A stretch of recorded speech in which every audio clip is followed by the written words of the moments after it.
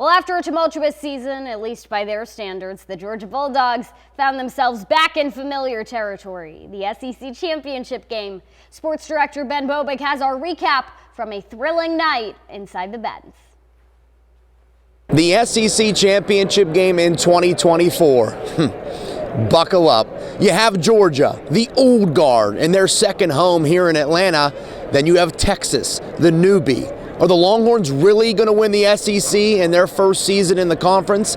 Then there's the added layer of the inaugural 12-team playoff. Both these teams are in, but only one was getting a bye.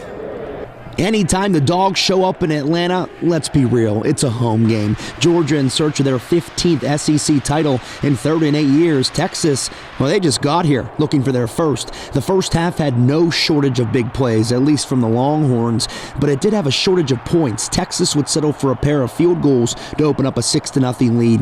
The Dogs got something going on one of their first half drives as they were able to pull within 3 of the Longhorns, but it's the end of the half that stole the headlines. On the last play of the second quarter, Carson Beck gets hit hard in his throwing arm. The play around it was madness, but the hit sidelined Beck for the remainder of the game. Enter redshirt sophomore Gunnar Stockton. This dude has never seen action in an SEC game. Here he is in the championship, and you would have never guessed he was a backup as he leads the Dogs right down the field on their opening drive of the second half as Trevor Etienne scores the game's first touchdown, and Georgia goes on top 10-6.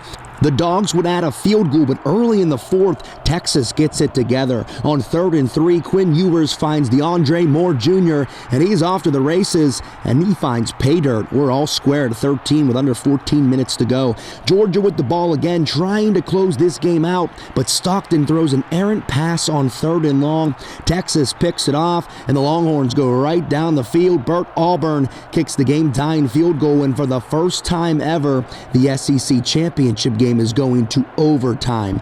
Texas got the ball first to open OT. The Dogs defense able to hold them to a field goal, and there was no need for 8 overtimes this go around. The Dogs pound in the game-winning touchdown in the first OT. Trevor Etienne from 4 out. The Georgia Bulldogs win the SEC 22-19, and they not only book their trip to the playoff, they clinch a first-round bye on top of it. We never panic. I don't know if that's a good thing or it's a bad thing.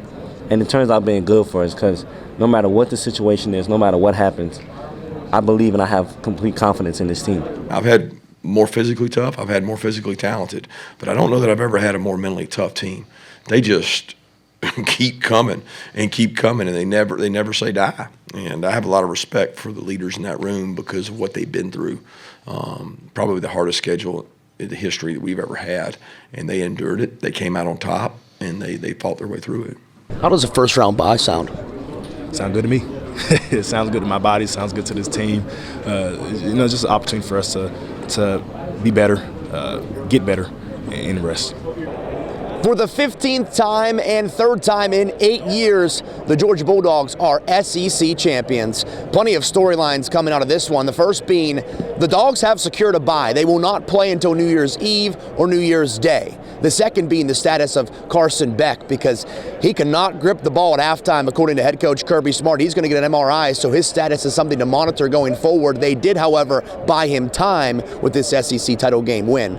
And the Dogs are back in a familiar spot in the college football playoff and an opportunity to play for a national championship. Reporting from Mercedes-Benz Stadium in Atlanta, Ben Bobick, Local 3 Sports.